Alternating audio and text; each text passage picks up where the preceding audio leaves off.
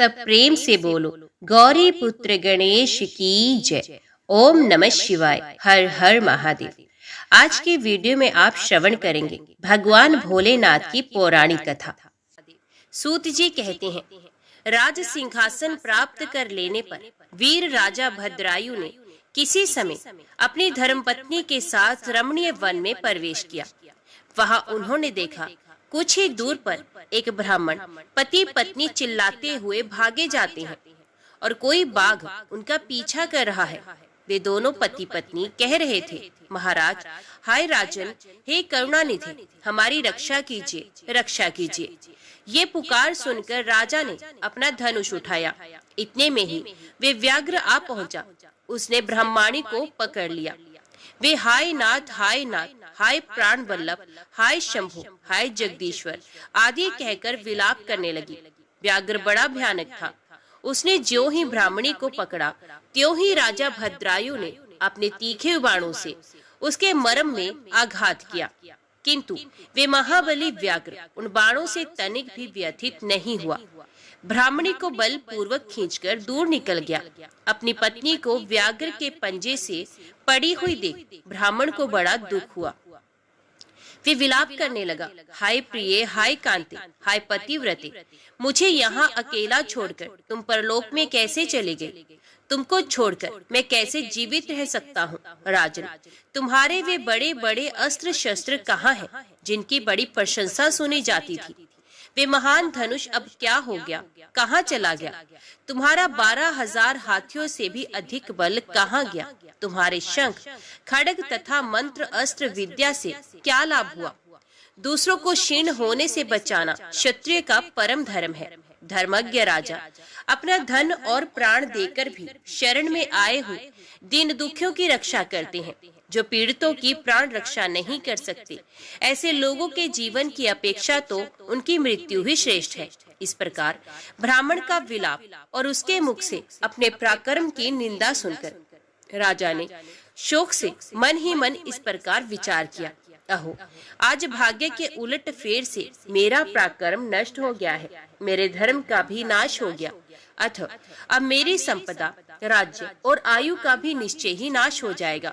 यों विचार कर राजा भद्रायु ब्राह्मणों के चरणों में गिर पड़े और उसे धीरज बंधाते हुए बोले, ब्राह्मण, मेरा पराक्रम नष्ट हो गया है, मुझे क्षत्रिय धर्म पर आप कृपा कीजिए। महामते, शोक छोड़ दीजिए, मैं आपको मनोवांछित पदार्थ दूंगा। ये राज्य, ये रानी और मेरा ये शरीर सब कुछ आपके अधीन है। बोलिए, आप क्या चाहते हैं? ब्राह्मण बोले, राजन, अंधे को दर्पण से क्या काम? जो भिक्षा मांगकर जीवन निर्वाह करता हो, वे बहुत से घर लेकर क्या करेगा? जो मूर्ख, उसे पुस्तक से क्या काम? तथा जिसके पास स्त्री नहीं, वे धन लेकर क्या करेगा? मेरी पत्नी चलेगी। मैंने कभी काम सुख का उपभोग नहीं किया, अतः काम भोग के लिए आप अपनी इस बड़ी रानी को मुझे दे दीजिए। राजा ने कहा, ब्राह्मण, क्या यही तुम्हारा धर्म है? क्या तुम्हें गुरु ने यही उपदेश दिया है? क्या तुम नहीं जानते कि पराई स्त्री का स्पर्श स्वर्ग एवं सुयश की हानि करने वाला है? पर स्त्री के उपभोग से जो पाप कमाया जाता है, उसे सैकड़ों प्रायश्चितों द्वारा भी धोया नहीं जा सकता। ब्राह्मण बोले, राजन, मैं अपनी तपस्या से भयंकर ब्रह्म हत्या और मदिरा पान जैसे पाप का भी नाश कर डालूंगा। फिर पर स्त्री संगम किस गिनती में है? अतः आप अपनी इस भार्या को मुझे अवश्य दे दीजिए, अन्यथा आप निश्चय ही नरक में पड़ेंगे। ब्राह्मण की इस बात पर राजा ने मन ही मन विचार किया कि ब्राह्मण के प्राणों की रक्षा न करने से महापाप होगा, अतः इससे बचने के लिए पत्नी को दे डालना ही श्रेष्ठ है। इस श्रेष्ठ ब्राह्मण को अपनी पत्नी देकर मैं पाप से मुक्त हो शीघ्र ही अग्नि में प्रवेश कर जाऊंगा। मन ही मन ऐसा निश्चय करके राजा ने आग जलाई और ब्राह्मण को बुलाकर उसके प्रति अपनी पत्नी को दे दिया। तत्पश्चात स्नान करके पवित्र हो देवताओं को प्रणाम करके उन्होंने अग्नि में 2 बार परिक्रमा की और एकाग्रचित होकर भगवान शिव का ध्यान किया। इस प्रकार राजा को अग्नि में गिरने के लिए उद्यत देख जगतपति भगवान विश्वनाथ सहसा वहां प्रकट हो गए। उनके 5 मुख थे। मस्तक पर चंद्रकला आभूषण का काम दे रही थी। कुछ कुछ पीले रंग की जटा लटकी हुई थी। ये कोटि कोटि सूर्य के समान तेजस्वी थे। हाथों में त्रिशूल, खटवांग, कुठार, ढाल, मृग, अभय, वरद और पिनाक धारण किए बैल की पीठ पर बैठे हुए भगवान नीलकंठ को राजा ने अपने आगे प्रत्यक्ष देखा।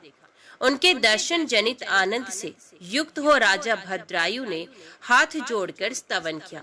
राजा बोले, जिनका दूसरा कोई स्वामी नहीं है, जो अविकारी प्रधान गुणों से युक्त और महान है तथा स्वयं कारण रहित होकर कारणों के भी कारण है, उन सच्चिदानंद में प्रशांत स्वरूप देव परम शिव को मैं नमस्कार करता हूँ। अब संपूर्ण विश्व के साक्षी, इस जगत के कृता, महान, तेजोमय तथा सबके हृदय में अंतर्यामी रूप से स्थित हैं। इसलिए विद्वान पुरुष सदा आपकी खोज करते हैं और योगी जन अपनी चित्त वृत्तियों को रोककर अनेक प्रकार के योग साधनों द्वारा आपकी आराधना करते हैं। जो लोग एकात्मा की भावना करते हैं, उनके लिए आप एक हैं, और जिनकी बुद्धि में नाना तव की प्रतीति होती है, उनके लिए आप ही अनेक रूपों में व्यक्त होते हैं। आपका पद, आपका स्वरूप इंद्रियों से परे, सबका साक्षी, आविर्भाव और तिरोभाव की लीला से युक्त तथा मन की पहुंच से दूर है। आप मन और वाणी के लिए दुर्लभ है। आप में मोह का सर्वथा अभाव है। आप परमात्मा रूप है। मेरी वाणी केवल सत्वादी गुणों में स्थित और प्रकृति में विलीन होने वाली है। अथवा आपके दिव्य विग्रह की स्तुति करने में कैसे समर्थ हो सकती है। तथापि शरणागतों का दुख दूर करने वाले आपके चरण कमलों का जो लोग भक्ति पूर्वक आश्रय लेते हैं, वे आपको प्राप्त होते हैं। अतः भयंकर भवरूपी दावानल से पीड़ित हो मैं संसार भय की शांति के लिए नित्य आपका भजन करता हूँ। देवताओं के भी देवता कल्याण निकेतन भगवान महादेव को नमस्कार है। सृष्टि पालन और संहार करने वाले त्रिमूर्ति रूप आपको नमस्कार है। विश्व के आदि रूप और संसार के प्रथम साक्षी आपको नमस्कार है। सत्ता मात्र आपका रूप है, आपको नमस्कार है। अब संपूर्ण क्षेत्रों में निवास करने वाले हैं। आपकी आत्म शक्ति सब क्षेत्रों से भिन्न है। आप ही अशक्त हैं। आप ही अतिशय शक्तिमान के रूप में आभासित होते हैं।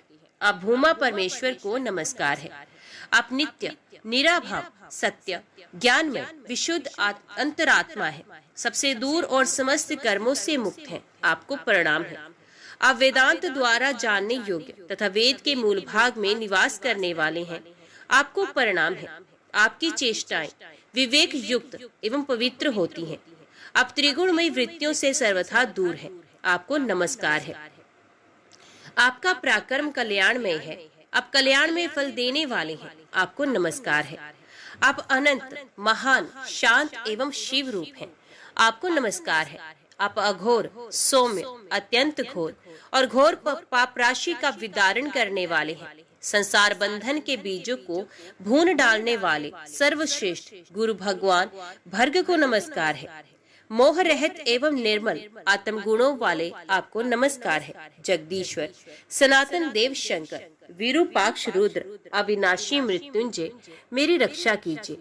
हे कल्याण में चंद्रशेखर, शांत मूर्ति गौरीपते, सूर्य चंद्र एवं अग्नि में नेत्रों वाले गंगाधर, अंधकासुर का नाश करने वाले पुण्य कीर्ति भूतनाथ और कैलाश पर्वत पर निवास करने वाले महादेव, आपको बारंबार नमस्कार है। राजा की इस प्रकार स्तुति करने पर माता पार्वती के साथ प्रसन्न हुए कर्णानिधान महेश्वर ने कहा, राजन, तुमने किसी अन्य का चिंतन ना करके जो सदा सर्वदा मेरा पूजन किया है, तुम्हारी इस भक्ति के कारण और तुम्हारे द्वारा की हुई इस पवित्र स्तुति को सुनकर मैं बहुत प्रसन्न हुआ हूँ। तुम्हारे भक्ति भाव की परीक्षा के लिए मैं स्वयं ब्राह्मण बनकर आया था। जिस व्याघ्र ने ग्रस लिया था वे ब्राह्मणी और कोई नहीं, वे गिरिराज नंदिनी उमा देवी ही थी। तुम्हारे बाण मारने से भी जिसके शरीर को चोट नहीं पहुंची, वे व्याघ्र माया निर्मित था। तुम्हारे धैर्य को देखने के लिए ही मैंने तुम्हारी पत्नी को मांगा था। इस कीर्ति मालिनी की और तुम्हारी भक्ति से मैं संतुष्ट हूँ। तुम कोई दुर्लभ वर मांगो, मैं उसे दूंगा। राजा बोले, देव, आप साक्षात परमेश्वर हैं। अपने सांसारिक ताप से घिरे हुए मुझ अधम को जो प्रत्यक्ष दर्शन दिया है, यही मेरे लिए महान वर है। देव, आप वरदाताओं में श्रेष्ठ हैं। आपसे मैं दूसरा कोई वर नहीं चाहता। मेरी यही इच्छा है कि मैं, मेरी रानी, मेरे माता पिता, पद्माकार वैश्य और उसके पुत्र सुने, इन सबको आप अपना पार्श्ववर्ती सेवक बना लीजिए। तत्पश्चात रानी कीर्ति मालिनी ने प्रणाम करके अपनी भक्ति से भगवान शंकर को प्रसन्न किया और ये उत्तम वर मांगा, महादेव, मेरे पिता चंद्रांगन और माता सीमंतनी, इन दोनों को भी आपके समीप निवास प्राप्त हो। भक्त वत्सल भगवान गौरीपति ने प्रसन्न होकर एवं वस्तु कहा और उन दोनों पति पत्नी को इच्छा अनुसार वर देकर वे क्षण भर में अंतर ध्यान हो गए। इधर राजा ने भगवान शंकर का प्रसाद प्राप्त करके रानी कीर्ति मालिनी के साथ प्रिय विषयों का उपभोग किया और 10,000 वर्षों तक राज्य करने के पश्चात अपने पुत्रों को राज्य देकर उन्हें शिवजी के परम पद को प्राप्त किया। राजा और रानी दोनों ही भक्ति पूर्वक महादेव जी की पूजा करके शिव के धाम को प्राप्त हुए। ये परम पवित्र पाप नाशक एवं अत्यंत गोपनीय भगवान शिव का विचित्र गुण अनुवाद जो विद्वानों को सुनाता है अथवा स्वयं भी शुद्ध चित्त होकर पढ़ता है, विश्लोक में भोग ऐश्वर्य को प्राप्त कर अंत में भगवान शिव को प्राप्त होता है। सूत जी कहते हैं, वामदेव नाम से प्रसिद्ध एक महातपस्वी शिव योगी हुए हैं, जो सुख दुख आदि द्वंद्वों से रहित, निर्गुण, शांत, असंग, समदर्शी, आत्माराम, क्रोध को जीतने वाले तथा ग्रह और गृहिणी से हीन थे। सबके ऊपर दया करने में संलग्न रहने वाले वे महात्मा एक दिन स्वे इच्छा अनुसार घूमते फिरते बड़े भयंकर क्रौंचारण्य में जा पहुँचे। उस निर्जन वन में कोई भूख प्यास से व्याकुल अत्यंत भयानक ब्रह्म राक्षस रहता था। वामदेव जी को देखकर उन्हें खा जाने के लिए वे राक्षस बड़े वेग से उनकी ओर दौड़ा। उसे आते देख योगीश्वर वामदेव तनिक भी विचलित नहीं हुए। उस घोर ब्रह्म राक्षस ने वेग से दौड़कर उन्हें पकड़ लिया, पर वामदेव के अंगों का स्पर्श होते ही उसकी सारी पाप राशि तत्काल ही नष्ट हो गई और उसे अपने पूर्व जन्म का स्मरण हो आया। जैसे चिंतामणि स्पर्श मणि का स्पर्श करके लोहा भी स्वर्ण हो जाता है, जैसे जम्बू नदी में पड़ी हुई मिट्टी भी सोना हो जाती है, जैसे मानस सरोवर में आकर कोई भी हंस हो जाते हैं, और जिस प्रकार एक बार भी अमृत पी लेने पर मनुष्य अजर अमर देवता हो जाता है, उसी प्रकार महात्मा पुरुष अपने दर्शन तथा स्पर्श आदि से पापियों को भी तत्काल पवित्र कर देते हैं। अतः सत्संग दुर्लभ है। जो राक्षस पहले भूख प्यास से विकल हो घोर रूप धारण करके वन में भटकता फिरता था, वही साधु के संपर्क से पूर्ण आनंद में हो गया। उसने योगी के युगल चरणार बिंदों में प्रणाम करके कहा, महायोगी, मुझ पर प्रसन्न होइए, करुणा निधि प्रसन्न होइए। कहाँ सब प्राणियों को भय देने वाला मुझ जैसा पाप आत्मा और कहाँ आप जैसे दयालु महात्मा का दर्शन। वामदेव जी बोले, भयानक राक्षस का रूप धारण करके इस वन में विचरने वाले तुम कौन हो और यहाँ किस लिए रहते हो? राक्षस ने कहा, इससे 25वें जन्म पूर्व में पवन राष्ट्र का रक्षक था। उस समय मेरा नाम दुर्जय था। मैं बड़ा पापी और स्वेच्छाचारी था। प्रतिदिन नई नई स्त्री का उपभोग करने की इच्छा रखता था। नित्य एक एक स्त्री को भोग कर छोड़ देता और उसे घर के भीतर रखकर अन्य स्त्रियों का अपहरण करवाता था। मेरे द्वारा भोगी हुई वे स्त्रियां घर के भीतर बंद रहकर दिन रात शोक में डूबी रहती थी। मेरे राज्य में जितने ब्राह्मण थे वे सब स्त्रियों सहित भाग गए। मैं सधवा, विधवा, कुमारी तथा रजसुला सभी तरह की स्त्रियों का हरण करके उनके साथ कुकर्म करता था। इस प्रकार दूषित विषय भोगों में आसक्त, मत एवं मदिरापन में रत रहने के कारण मुझे जवानी में ही यक्षमा आदि बड़े बड़े रोगों ने घेर लिया। मंत्रियों और सेवकों ने भी मुझे त्याग दिया। अंत में अपने ही कुकर्म के कारण मैं मर गया। जो मनुष्य धर्म से भ्रष्ट हो जाता है उसकी आयु नष्ट होती है, आयश बढ़ता है, भाग्य क्षीण होता है, वे अत्यंत दुर्गति में पड़ता है तथा उसके पूर्वज पितृ स्वर्ग से निश्चय ही गिर जाते हैं। मृत्यु के पश्चात यमराज के दूत मुझे यमलोक को ले गए। वहां मैं भयंकर नरक कुंड में डाल दिया गया। उस कुंड के भीतर यमदूतों से पीड़ित होकर मुझे 30,000 वर्षों तक रहना पड़ा। तदंतर बचे हुए पाप के फल से मैं निर्जन वन में भूख प्यास से विकल पिशाच हुआ। पिशाच योनि में मैंने 100 दिव्य वर्ष व्यतीत किए।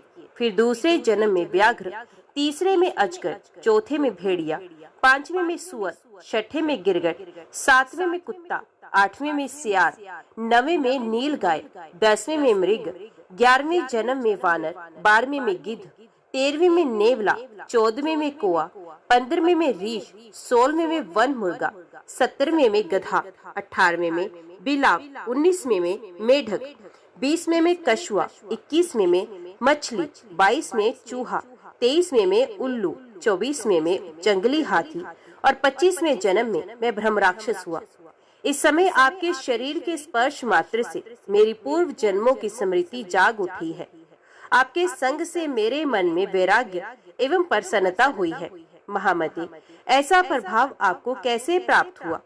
वामदेव जी बोले, ये मेरे शरीर में लगे हुए भस्म का महान प्रभाव है। भगवान शंकर के सिवा दूसरा कौन है जो भस्म की शक्ति को जानता है? महादेव जी का जैसा महात्म्य है वैसा ही भस्म का भी है। भस्म के संसर्ग से तुम्हारी बुद्धि भी निर्मल हो गई है, अतः तुम भी श्रद्धा से पवित्र त्रिपुंड धारण करो। महातपस्वी शिव योगी वामदेव ने इस प्रकार भस्म का महात्म्य बतलाकर भस्म को अभिमंत्रित करके उसे घोर ब्रह्म राक्षस को दे दिया। उसे ब्रह्म राक्षस ने अपने ललाट में त्रिपुंड धारण किया और उसके प्रभाव से तत्काल ब्रह्म राक्षस शरीर का त्याग करके दिव्य शरीर से सुशोभित होने लगा। उसने भक्ति पूर्वक गुरु वामदेव की परिक्रमा की और दिव्य विमान पर बैठकर पुण्य लोक को प्रस्थान किया। महायोगी वामदेव साक्षात शिवजी की ही भांति पुण्य संसार में भ्रमण करने लगे। श्रद्धा ही संपूर्ण धर्मों के लिए अत्यंत हितकर है। श्रद्धा से ही मनुष्यों को दोनों लोकों में सिद्धि प्राप्त होती है। श्रद्धा से भजन करने वाले पुरुष को पत्थर की मूर्ति भी फल देने वाली होती है। श्रद्धा भक्ति से पूजा करने पर अज्ञानी गुरु भी सिद्धिदायक हो जाता है। श्रद्धा से जप किया हुआ मंत्र अव्यवस्थित होने पर भी फलदाता होता है। श्रद्धा से पूजा करने पर देवता नीच पुरुष को भी फल देने वाले होते हैं। अश्रद्धा से की हुई पूजा, दान, यज्ञ, तप और व्रत सभी निष्फल होते हैं। जैसे बांज वृक्ष का फूल व्यर्थ होता है, जो सर्वत्र संशय युक्त, श्रद्धाहीन और अत्यंत चपल होता है, वे परमार्थ से भ्रष्ट होकर संसार बंधन से मुक्त नहीं हो पाता। मंत्र, तीर्थ, ब्राह्मण, देवता, ज्योतिषी, औषधि तथा गुरु में जिसकी जैसी भावना होती है उसे वैसी सिद्धि प्राप्त होती है। इस विषय में एक अत्यंत अद्भुत उपाख्यान बताया जाता है, जिसके श्रवण से सब मनुष्यों की अश्रद्धा तत्काल दूर हो जाती है। पूर्व काल में पांचाल देश के राजा के सिंह केतु नाम से विख्यात एक पुत्र था, जो समस्त उत्तम गुणों से युक्त और सदा क्षत्रिय धर्म में तत्पर रहने वाला था। एक दिन महाबली सिंह केतु कुछ सेवकों को साथ लेकर शिकार खेलने के लिए वन में गया। राजकुमार का कोई सेवक जो भील कुल में उत्पन्न हुआ था, शिकार की खोज में इधर उधर घूम रहा था। उसने एक टूटा फूटा गिरा पड़ा पुराना देवालय देखा। उसमें चबूतरे पर एक शिवलिंग पड़ा था, जो पीठ से टूटकर अलग हो गया था। वे शिवलिंग सीधा और सूक्ष्म था। शबर ने उसे मूर्तिमान सौभाग्य की भांति देखा। पूर्व कर्म से प्रेरित होकर उसने उस शिवलिंग को शीघ्रता पूर्वक उठा लिया और बुद्धिमान राजपुत्र को दिखाया। प्रभु देखिए, ये कैसा सुंदर शिवलिंग है। मैंने इसे यहीं देखा है। मैं आदर पूर्वक इसकी पूजा करूंगा। आप मुझे पूजा की विधि बता दें, जिससे मंत्र ना जानने वाले मुझ जैसे पुरुषों के द्वारा भी की हुई पूजा से भगवान शिव प्रसन्न हो जाए।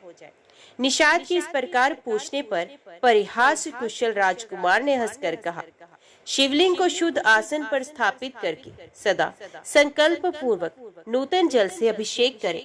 शुभ गंध, अक्षत, वन के नए नए पत्र, पुष्प तथा धूप दीप आदि के द्वारा पूजन करें।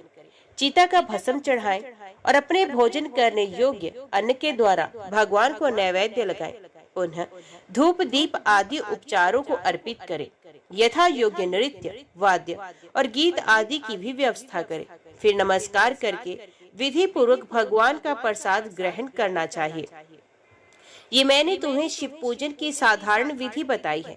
अपने स्वामी के इस प्रकार उपदेश देने पर चंडक नाम वाले शब्र ने उसे सादर शिरोधार्य किया और अपने घर आकर लिंग मूर्ति महेश्वर का प्रतिदिन पूजन शुरू किया। वे प्रतिदिन चिता भस्म का उपहार भेंट करता था। अपने लिए जो जो वस्तु प्रिय थी वे सब गंध, पुष्प, अक्षत आदि पहले भगवान शिव को निवेदन करता। उसके बाद वे भगवत प्रसाद को स्वयं ग्रहण करता था। इस प्रकार वे पत्नी के साथ भक्ति पूर्वक महेश्वर की पूजा में संलग्न रहा।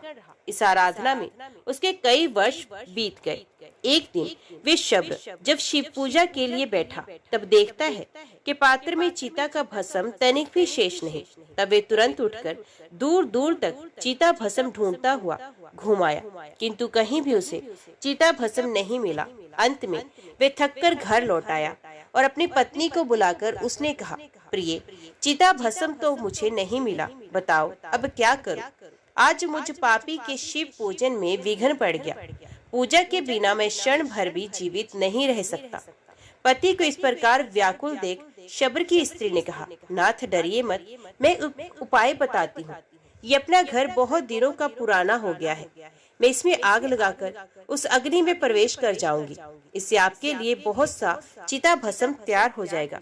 शब्र बोला, प्रिय, ये मानव शरीर ही धर्म, अर्थ, काम एवं मोक्ष का सबसे श्रेष्ठ साधन है। इस नव यौवन संपन्न सुखोचित शरीर को क्यों त्याग रही हो? शबर की स्त्री ने कहा, जीवन की सफलता इसी में है कि दूसरों के हित के लिए अपने प्राणों का त्याग किया जाए। फिर साक्षात शिव के लिए जो स्वयं प्राण त्याग करे, उसके लिए तो कहना ही क्या है।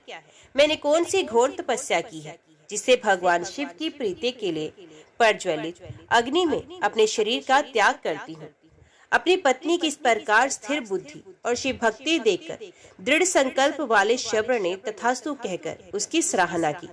शबरी ने स्वामी की आज्ञा पाकर स्नान से पवित्र हो अलंकार धारण किया और अपने घर में आग लगाकर अग्नि देव की भक्ति पूर्वक परिक्रमा करके अपने पति देव गुरु को नमस्कार और हृदय में भगवान सदाशिव का ध्यान करके अग्नि में प्रवेश करने के लिए उद्यत हो हाथ जोड़कर इस प्रकार स्तवन किया, हे देव, मेरी इंद्रियां आपकी पूजा के लिए पुष्प हो, ये शरीर धूप एवं अगुरु हो, हृदय दीपक हो, प्राण भविष्य का काम दे और कर्म इंद्रियां आपके लिए अक्षत होवे। इस समय ये जीव आपकी पूजा के फल को प्राप्त हो। मैं धन अधिपति कुबेर के पद को नहीं चाहती, अविचल स्वर्ग भूमि की भी इच्छा नहीं रखती तथा ब्रह्मा जी के पद की भी अभिलाषा नहीं करती। बस यही चाहती हूँ कि यदि फिर इस संसार में मेरा जन्म हो तो मैं प्रत्येक जन्म में आपके चरणार बिंदों के सुंदर मकरंद का पान करने वाली भ्रमरी हूँ। मेरे देवता भले ही मेरे सैकड़ों जन्म हो, परंतु अज्ञान के हेतुभूत माया मेरे चित्त में प्रवेश ना करे, किंतु आधे क्षण के लिए ही मेरा हृदय आपके चरण कमलों से अलग ना हो। महेश्वर, आपको नमस्कार है, आपको नमस्कार है। इस प्रकार देवेश्वर भगवान शिव को प्रसन्न करके दृढ़ निश्चय वाली शबरी प्रज्वलित अग्नि में प्रवेश कर गई और क्षण भर में ही जलकर भस्म हो गई। फिर शब्र ने उस भस्म को लेकर जले हुए घर के समीप ही भगवान शिव का पूजन किया। पूजन के अंत में उसने प्रसाद लेने को नित्य आने वाली अपने प्रियतमा का स्मरण किया। स्मरण करते ही वे पहले की भांति हाथ जोड़कर सामने खड़ी दिखाई दी। पत्नी को देखकर तथा जलकर भस्म हुए घर को भी पूर्वत स्थित पाकर शब्र आश्चर्यचकित हो सोचने लगा, अहो, अग्नि तो अपने तेज से वस्तु को जलाती है, सूर्य केवल किरणों से तपाते हैं, राजा अपने दंड के द्वारा अपराधी को दग्ध करता है और ब्राह्मण मन से जला डालता है। मेरी पत्नी तो प्रत्यक्ष अग्नि में जल गई थी, ये जीवित कैसे हो गई? पता नहीं ये स्वप्न है अथवा भ्रम में डालने वाली माया। इस प्रकार विचार करते हुए शब्र ने अपनी स्त्री से पूछा, प्रिय, तुम तो अग्नि में भस्म हो गई थी, यहाँ कैसे आ गई? और ये जला हुआ घर फिर पहले के ही समान खड़ा कैसे हो गया? शबरी ने कहा। जब मैं घर में आग लगाकर उसके भीतर प्रविष्ट हुई, तब से अपने आप की मुझे कोई सुध नहीं। ना तो मैंने आग देखी और ना लेश मात्र भी ताप का अनुभव किया। जान पड़ता था मानो मैं जल में घुसी हुई हूँ। मैं आधे क्षण तक गाढ़ निद्रा में सोई सी जा रही थी और अब क्षण भर में जाग उठी हूँ। उठते ही मैंने देखा अपना घर जला हुआ नहीं है, पूर्वत सुस्थिर है। इस समय भगवान की पूजा के अंत में प्रसाद लेने के लिए आपके पास आई हूँ। इस प्रकार वे दोनों दंपत्ति प्रेम पूर्वक आपस में वार्तालाप कर रहे थे। इतने में ही उनके आगे परम अद्भुत दिव्य विमान प्रकट हुआ। उस पर भगवान शंकर के 4 सेवक आगे की ओर बैठे थे। उन्होंने दोनों निषाद दंपत्ति का हाथ पकड़कर उन्हें विमान पर बिठा लिया। शबर और शबरी को अपने शरीर का त्याग भी नहीं करना पड़ा। शिवदूतों के हाथों का स्पर्श प्राप्त होते ही निषाद दंपत्ति के वे ही शरीर तत्काल उन्हीं के समान दिव्य हो गए। इसलिए समस्त पुण्य कर्मों में श्रद्धा ही करनी चाहिए, क्योंकि शबर ने नीच होकर भी श्रद्धा के बल से योग्यों की गति प्राप्त की। सवर्ण के लोगों से उत्तम जन्म पाने से क्या लाभ। संपूर्ण शास्त्रों का विचार करने वाले विद्या से भी यदि श्रद्धा न हो तो क्या लाभ। जिसके चित्त में सदा भगवान शिव की भक्ति बनी रहती है, उससे बढ़कर तीनों लोकों में कौन पुरुष धन्य है। सूत जी कहते हैं, अनर्थ देश में वेदरथ नामक एक ब्राह्मण थे। उनका जन्म उत्तम कुल में हुआ था। वे स्त्री पुत्र से संपन्न और विद्वान थे। ब्राह्मण की एक कन्या हुई, जिसका नाम शारदा रखा गया। वे रूप और शुभ लक्षणों से सुशोभित। कन्या जब 12 वर्ष की हुई, तब उसे पद्मनाभ नामक एक प्रौढ़ ब्राह्मण ने मांगा। पद्मनाभ जी की पत्नी मर गई थी। वे बड़े धनी, शांत और राजा के मित्र थे। पिता ने उनकी याचना भंग होने के भय से अपनी कन्या उन्हें दे दी। दोपहर में विवाह करके पद्मनाभ जी ससुराल में सायंकाल होने पर संध्या उपासना करने के लिए सरोवर के तट पर गए। वहां विधि पूर्वक संध्या उपासन करके जब लौटने लगे, तब अंधकार पूर्ण मार्ग में एक सांप ने उन्हें काट लिया। इससे उनकी मृत्यु हो गई। विवाह करने के पश्चात सहसा उनकी मृत्यु होने पर भाई बंधु रोने और विलाप करने लगे। सास ससुर और वे कन्या सभी शोक में डूब गए। भाई बंधु मृतक का दाह संस्कार करके अपने अपने घर लौट गए। विधवा शारदा पिता के ही घर में रह गई। एक दिन न ध्रुव नाम वाले कोई अंधे मुनि अपने शिष्य का हाथ पकड़े हुए शारदा के घर पर आए। मुनि बहुत वृद्ध हो गए थे। जिस समय वे घर पर पधारे, शारदा के भाई कहीं बाहर चले गए थे। अतः शारदा ही उनके समीप आई और इस प्रकार बोली, महाभाग, आपका स्वागत है। इस पीढ़े पर बैठिए। आप मुनिनाथ को मेरा नमस्कार है। आज्ञा दीजिए, मैं आपका कौन सा कार्य करूं। यो कहकर शारदा ने बड़े भक्ति भाव से मुनि के पैर धुलवाए और पंखे से हवा करके उन्हें संतुष्ट किया। थके मांदे मुनि को पीढ़े पर बिठाकर उन्हें विधि पूर्वक स्नान कराया और जब वे देव पूजा करके सुख पूर्वक आसन पर बैठे, तब उन्हें आदर पूर्वक उत्तम अन्न भोजन कराया। भोजन करके तृप्त हो जब वे मुनि आनंद से परिपूर्ण हुए, तब अंध मुनि ने उस कन्या के लिए उत्तम आशीर्वाद दिया। भद्रे, तुम पति के साथ विहार करके सर्वगुण संपन्न श्रेष्ठ पुत्र प्राप्त करो और संसार में बड़ी भारी कीर्ति पाकर देवताओं के प्रसाद की अधिकारिणी बनो। अंधमुनि के द्वारा कहे हुए इस वचन को सुनकर शारदा बहुत विस्मित हुई और हाथ जोड़कर बोली, ब्राह्मण, आपका वचन सदा सत्य होता है, कभी झूठ नहीं होता, परंतु ये मुझ अभागिनी के लिए कैसे सफल होगा। मैं विधवा हूँ, आपके इन आशीर्वादों की पात्र नहीं हूँ और कैसे हो सकूंगी। मुनि बोले, शुभे, मुझ अंधे ने तो तुझे ना देख सकने के कारण तुम्हारे लिए जो कुछ कहा है उसी में अवश्य सिद्ध करूंगा। तुम मेरी आज्ञा का पालन करो। यदि तुम उमा महेश्वर नामक व्रत करोगी तो उसके प्रभाव से शीघ्र ही कल्याण भागिनी होगी। शारदा ने कहा, ब्राह्मण, आपके बताए हुए दुष्कर व्रत का भी मैं यत्न पूर्वक पालन करूंगी। मुझे ये व्रत और उसका विधान विस्तार पूर्वक बताइए। मुनि बोले, चैत्र अथवा मार्गशीर्ष मास के शुक्ल पक्ष में शुभ दिन को इस व्रत का प्रारंभ करना चाहिए। अष्टमी, चतुर्दशी, अमावस्या अथवा पूर्णिमा को विधि पूर्वक संकल्प करके प्रातः काल स्नान करके देवताओं और पितरों का तर्पण करके अपने घर आकर एक सुंदर मंडप बनाएं जो चंदोवे आदि से अलंकृत हो। उसे फल, फूल, पल्लव और बंधन वारों से सजाएं। बीच में 5 प्रकार के रंगों से कमल का चिन्ह अंकित करें।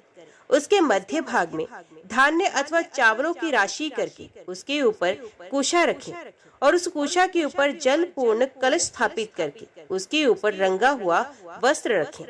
वस्त्र के ऊपर सोने की 2 प्रतिमाएं जो शिव पार्वती की प्रतीक हैं स्थापित करें। तत्पश्चात भक्ति भाव से अपनी शक्ति के अनुसार विस्तार पूर्वक उनकी पूजा करें। पंचामृत से स्नान कराकर फिर शुद्ध जल से नहलाएं। एकादश रुद्र मंत्र का जप करके 108 बार नमः शिवाय इस पंचाक्षर मंत्र से अभिमंत्रित करें। फिर सिंहासन पर उन प्रतिमाओं को पधराकर पूजा करें। बुद्धिमान पुरुष स्वयं धुले हुए श्वेत वस्त्र धारण करके शुद्ध आसन पर बैठे, पीठ को अभिमंत्रित करके प्राणायाम करें। भगवान शिव के आगे हाथ जोड़कर यो संकल्प पढ़ें, मेरे सैकड़ों जन्मों में जो भयंकर पाप संचित हुए हैं उन सबका विनाश करने के लिए मैं शिव की पूजा प्रारंभ करता हूँ। सौभाग्य, विजय, आरोग्य, धर्म और ऐश्वर्य की वृद्धि तथा स्वर्ग एवं मोक्ष की सिद्धि के लिए मैं शिव जी की पूजा करूँगा। इस प्रकार संकल्प बोलकर मनुष्य एकाग्रता पूर्वक यथा योग्य अंग न्यास करके शिव और पार्वती का ध्यान करे। अपने हृदय कमल की कर्णिका में जगत के माता पिता शिव पार्वती का ध्यान करके तत्व संबंधी मंत्रों का जप करे। जप के पश्चात बाहरी पूजन प्रारंभ करे। दोनों स्वर्ण प्रतिमाओं में शिव पार्वती का आवाहन करके उनके लिए आसन आदि दे। फिर मंत्र से मंत्रज्ञ पुरुष उन्हें अर्घ्य दे। तीनों लोकों को वर देने वाले देवताओं में सबसे श्रेष्ठ पार्वती नाथ आपको नमस्कार है। त्र्यंबकेश्वर महादेव आपको नमस्कार है। ये अर्घ्य ग्रहण कीजिए। शरणागतों का भय दूर करने वाले देव देवेश्वरी जगदम्बिका वरदायिनी देवी शिव प्रिय आप ये अर्घ्य स्वीकार कीजिए। इस प्रकार 3 बार कहकर मनुष्य एकाग्रचित हो उन्हें अर्घ्य दे। फिर विधि पूर्वक गंध, पुष्प, अक्षत, धूप और दीप आदि उपचारों को चढ़ाए। खीर के साथ घी में तैयार किया हुआ नैवेद्य अर्पण करे। तत्पश्चात मूल मंत्र द्वारा 108 बार हविष्य की आहुति दे। फिर नैवेद्य हटाकर धूप आरती करके तांबूल अर्पण करे और मन को एकाग्र करके नमस्कार करे। इस प्रकार उपचार से पूजा करके ब्राह्मण दंपत्ति को भोजन कराएं। इसी प्रकार सायंकाल की पूजा करके ब्राह्मण की अनुमति ले रात में मौन भाव से दूध में तैयार किया हुआ हविष्य भोजन करे। इस प्रकार विद्वान पुरुष 1 वर्ष तक दोनों पक्षों में इस व्रत का पालन करता रहे। वर्ष पूरा होने पर व्रत का उद्यापन करें। शतरुद्र का पाठ करते हुए दोनों प्रतिमाओं को जल से स्नान कराएं। आगमोत्र मंत्र से शिव पार्वती की भली भांति पूजा करें। अंत में वस्त्र, स्वर्ण और प्रतिमा सहित कलश सदाचारी आचार्य को देकर ब्राह्मण को भोजन कराएं। उनका भी यथाशक्ति स्वागत सत्कार करके उन्हें गौ, स्वर्ण और वस्त्र आदि की दक्षिणा दें। तत्पश्चात ब्राह्मणों की आज्ञा लेकर अपने इष्ट मित्रों और बंधु बांधवों के साथ स्वयं भी भोजन करें। इस प्रकार जो भक्ति पूर्वक इस त्रिभुवन प्रसिद्ध व्रत का पालन करता है वे अपनी 21 पीढ़ियों का उद्धार करके मनोवांछित भोगों का उपभोग करता है। इंद्र आदि लोकपालों के दिव्य लोकों में रमण करता है और अंत में भगवान शिव को ही प्राप्त होता है। शुभे, मेरे बताए हुए इस महाव्रत का तुम भी श्रद्धा पूर्वक अनुष्ठान करो। इससे अत्यंत दुर्लभ मनोरथ को भी प्राप्त कर लोगे। मुनीश्वर ने ध्रुव के इस प्रकार आदेश देने पर शारदा ने विश्वास पूर्वक उनके वचनों को ग्रहण किया। तत्पश्चात उसके पिता, माता और भाई बाहर से घर में आए। उन्होंने देखा मुनि भोजन करके सुख पूर्वक बैठे हुए हैं। सबने सहसा आकर उन महात्मा के चरणों में प्रणाम किया और स्वयं भी उनका पूजन किया।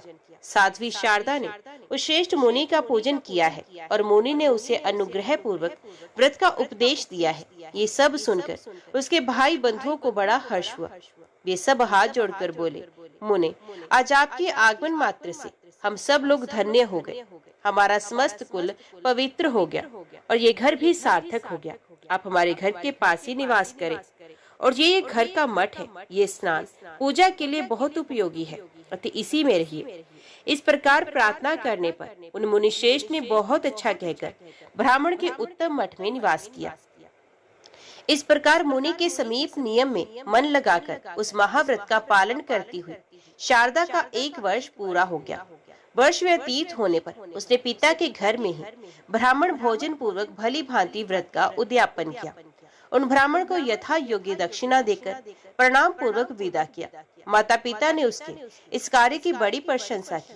शारदा उस दिन भी उपवास करके नियम पालन पूर्वक महात्मा नैध्रुव के बताए हुए उत्तम मंत्र का जप करती रही। तदंतर प्रदोष काल आने पर उसने भगवान शंकर का पूजन किया और घर के पास वाले मठ में भगवान शिव का ध्यान करती हुई साध्वी शारदा रात भर भगवान शिव के समीप जागती रही। शारदा की भक्ति और मुनि की तपस्या एवं समाधि से संतुष्ट होकर जगत माता पार्वती उनके सामने प्रकट हुई। उनके प्रकट होते ही अंधे मुनि को 2 नेत्र प्राप्त हो गए।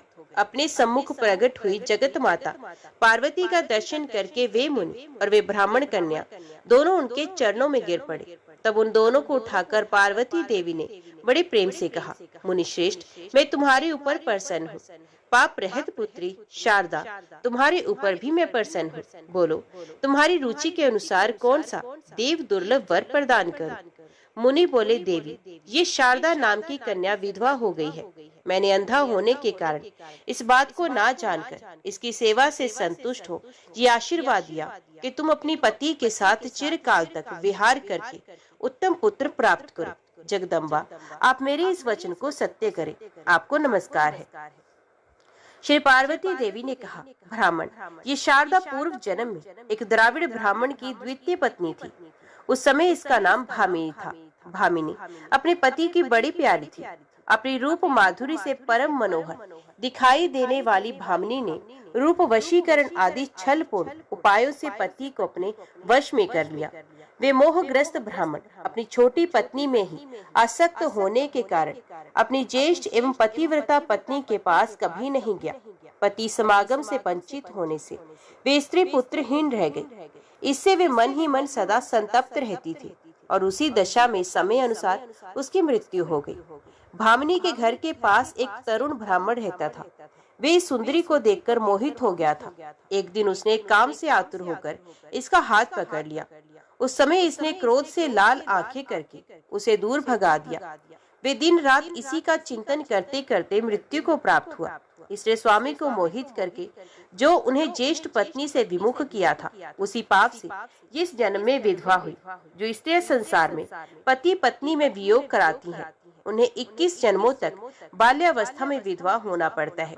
और वे काम मोहित ब्राह्मण जो पराई स्त्री के विरह से पीड़ित होकर मृत्यु को प्राप्त हुआ था, उसने भी पाप ही किया था। अतः इस जन्म में वे इसका पानी ग्रहण मात्र करके मृत्यु को प्राप्त हुआ।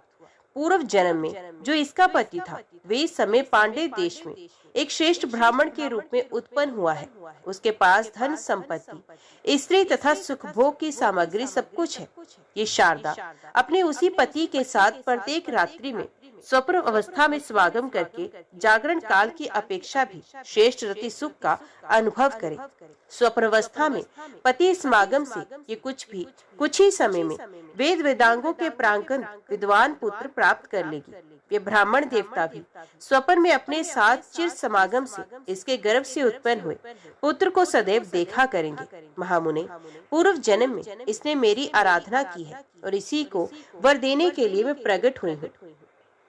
तदंतर महादेवी पार्वती ने शारदा से आदर पूर्वक कहा, बेटी, तुम मेरी उत्तम बात सुनो।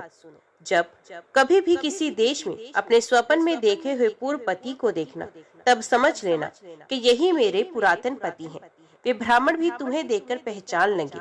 उस समय तुम दोनों में वार्तालाप होगा। ऐसा अवसर आने पर तुम अपने विद्वान पुत्र को उन्हीं ब्राह्मण की सेवा में समर्पित कर देना। उमा महेश्वर व्रत का जो श्रेष्ठ फल है, उसके अर्धभाग को इस प्रकार उन्हीं के हाथों में सौंप देना और तब से उन्हीं के अधीन होकर रहना। तुम दोनों को स्वप्न मिलन के सिवा कभी शारीरिक संग नहीं करना चाहिए।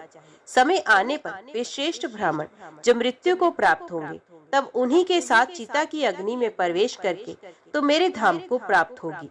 ऐसा कहकर जगन माता पार्वती अंतर्ध्यान हो गई। वे कन्या करुणामयी पार्वती का वरदान पाकर बहुत प्रसन्न हुई। रात्रि व्यतीत होने पर नूतन नेत्र प्राप्त हुए। धर्मज्ञ मुनि ने उसके माता पिता से एकांत में सब बात बताई। तत्पश्चात वे चले गए। इस प्रकार कुछ दिन बीतने पर शारदा ने स्वप्न में पति का समागम प्राप्त किया। पार्वती देवी के वरदान से उसके गर्भ रह गया। उस विधवा को गर्भवती हुई सुनकर सब लोग व्यभिचारिणी कहकर उसे धिक्कार देने लगे। उसके मरे हुए पति के जाति भाइयों ने जब ये असहनीय बात सुनी, तब वे सब लोग शारदा के पिता के घर आए। गांव के बड़े बूढ़े पंडित भी आए। सबने कुल के वृद्ध पुरुषों के साथ बैठकर गोष्ठी की। लज्जा से नतमुख हुई गर्भवती शारदा को बुलाकर कुछ लोग बड़े क्रोध में भरकर उसे डांटने लगे। कुछ लोगों ने उसकी ओर से मुंह फेर लिया। कुछ निर्दयी वृद्धों ने अपना निर्णय इस प्रकार व्यक्त किया, ये पाप बुद्धि वाली कन्या दोनों कुलों का नाश करने वाली है। इसके केश मुंडवाकर नाक और कान काट दिए जाए और इसे कुल और जाति से बहिष्कृत करके गांव से बाहर निकाल दिया जाए। ये सुनकर सब लोग ऐसा ही करने को तैयार हो गए। इसी समय सबको आकाशवाणी सुनाई पड़ी, इस कन्या ने ना तो कोई पाप किया है, ना कुल में कलंक लगाया है, ना इसके पातिव्रत्य का भंग हुआ है। ये सदाचार परायणा स्त्री है। इसके बाद जो लोग इसे उल्टा या व्यभिचारिणी कहेंगे, उन पाप मोहित मनुष्यों की जीवा तत्काल विदीर्ण हो जाएगी। इस प्रकार आकाशवाणी सुनकर उसके माता पिता आदि सब लोगों को बड़ा हर्ष हुआ। कुछ अविश्वासी मनुष्य बोल उठे, ये आकाशवाणी झूठी है। इतना कहते ही उनकी जीवा दो टुक हो गई। फिर तो सब जाति भाई भाई बंधु, स्त्री और बड़े बूढ़े साधु साधु कहकर शारदा की प्रशंसा करने लगे। कुल की स्त्रियां प्रसन्न हो गई। दूसरे लोग कहने लगे, देवता झूठ नहीं बोलते, परंतु ये समझ में नहीं आता कि इसने कैसे गर्भ धारण किया। इस प्रकार संशय में पड़े हुए लोगों को देखकर लोक तत्व को जानने वाले एक वृद्ध पुरुष ने कहा, ये जो कुछ देखने और सुनने में आता है, वे संपूर्ण विश्व माया में है। इस क्षणभंगुर संसार में अकथनीय और असंभव बातें भी माया से होती रहती हैं। माया ईश्वर के अधीन है। अतीश्वर ईश्वर की लीला का रहस्य कौन जानता है। सत्यवती मछली के पेट से पैदा हुई। महिषासुर भैंस के गर्भ से उत्पन्न हुआ। वसुदेव जी से रोहिणी के गर्भ से पुत्र का जन्म हुआ। मुनि के शाप से सांप के पेट से मूसल पैदा हुआ। मुनियों के मंत्र बल से राजा युवनाश्व के भी गर्भ रह गया। इसी प्रकार ये कल्याणमयी सती शारदा भी अपने महान व्रत के प्रभाव से गर्भवती हुई है। ये बात निश्चय पूर्वक कही जा सकती है। इस विषय में स्त्रियां ही इसे एकांत में ले जाकर सच्ची बात पूछे। इस निश्चय के अनुसार स्त्रियों ने उसे एकांत में ले जाकर इस विषय में पूछताछ की। शारदा ने उन स्त्रियों से अपना अत्यंत अद्भुत वृतांत पूर्ण रूप से कह सुनाया। यथार्थ बात का पता लगने पर सब लोग उस सती का आदर करके प्रसन्नचित हो अपने अपने घर को चले गए। तदंतर शुभ समय आने पर शुद्धंतकरण वाली शारदा ने बाल सूर्य के समान तेजस्वी बालक को जन्म दिया। वे कुमार बाल्यावस्था में ही बहुत अधिक विद्या प्राप्त करके परम बुद्धिमान हो गया। तत्पश्चात गुरु ने समय पर उसका उपनयन संस्कार किया। वे लोक मनोहर बालक लोक में शारदेय नाम से विख्यात हुआ। उसने 8वें वर्ष की आयु में ऋग्वेद, 9वें वर्ष में यजुर्वेद और 10वें वर्ष में सामवेद को लीला पूर्वक पढ़ डाला। तदंतर त्रिलोक पूजित शिव पर प्राप्त होने पर सब देश के निवासी मनुष्य गोकर्ण तीर्थ में जाने लगे। सती शारदा भी अपने पुत्र के साथ गोकर्ण तीर्थ में गई। वहां उसने अपने पूर्व जन्म के पति को, जिनका स्वप्न में सदा ही दर्शन किया था, आया हुआ देखा।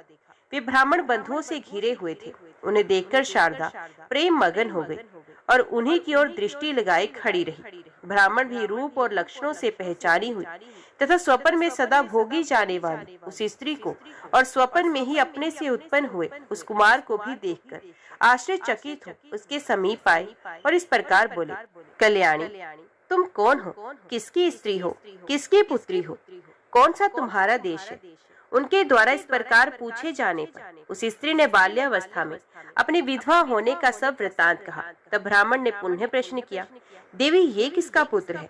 चंद्रमा के समान सुंदर इस बालक को तुमने कैसे गर्भ में धारण किया? शारदा बोली, स्वामी, ये सब विद्याओं में विशारद मेरा ही पुत्र है। मेरे ही नाम पर। इसको लोग शारदेय कहते हैं। उसकी ये बात सुनकर श्रेष्ठ ब्राह्मण हंसकर बोले, देवी, तुम्हारा पति तो पानी ग्रहण मात्र करके मर गया, फिर इस पुत्र का जन्म कैसे हुआ, इसका कारण बताओ। शारदा बोली, महामती, परिहास से कोई लाभ नहीं। आप मुझे जानती हैं और मैं आपको जानती हूँ। इस विषय में हम दोनों के मन में प्रमाण है। ऐसा कहकर उसने देवी के दिए हुए वरदान आदि की बातें बताई और अपने व्रत के आधे भाग व्रतधारी कुमार शारदे को उन्हें सौंप दिया। वे ब्राह्मण देवता बहुत प्रसन्न हुए। उन्होंने कुमार को हृदय से लगा लिया और शारदा के माता पिता की आज्ञा लेकर शारदा तथा उस ब्राह्मण को अपने घर बुला ले गए। ब्राह्मण के घर में शारदा ने कई मास व्यतीत किया। जब उसकी मृत्यु हो गई, तब उन्हीं के साथ चिता की अग्नि में प्रवेश करके उसने उनका अनुसरण किया।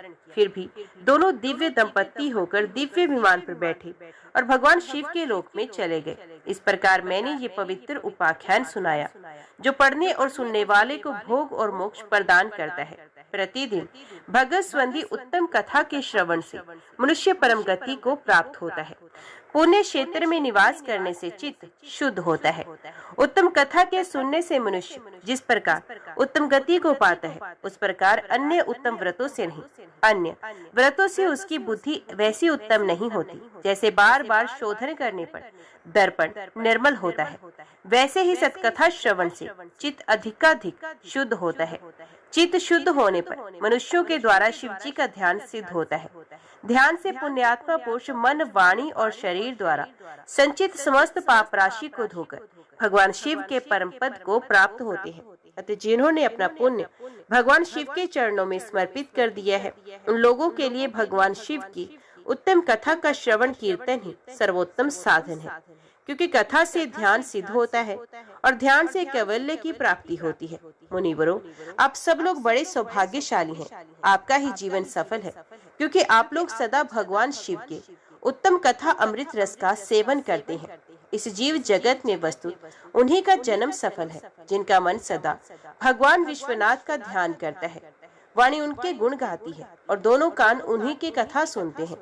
ऐसे ही लोग इस संसार सागर को पार करते हैं। नाना प्रकार के गुण विभेद जिनके स्वरूप का कभी स्पर्श नहीं करते, जो अपनी महिमा से जगत के बाहर और भीतर समान रूप से व्याप्त हैं, जो अपने ही प्रकाश में विहार करती हैं और जो मनवाणी की वृत्तियों से बहुत दूर है, मैं उन भगवान परम शिव की शरण लेता हूँ। ओम नमः शिवाय। हर हर महादेव। आज की वीडियो में इतना ही। उम्मीद करती हूँ वीडियो आपको पसंद आई होगी। वीडियो पसंद आई हो तो वीडियो को लाइक और चैनल को सब्सक्राइब जरूर कीजिएगा। ओम नमः शिवाय लिखकर कमेंट बॉक्स में अपनी हाजिरी और अपने सुझाव देना ना भूलेगा। तो मिलती हैं अगली कथा अगली वीडियो के साथ। तब तक के लिए देखते व सुनते रहिए। जय मां कंजक, जय माता दी।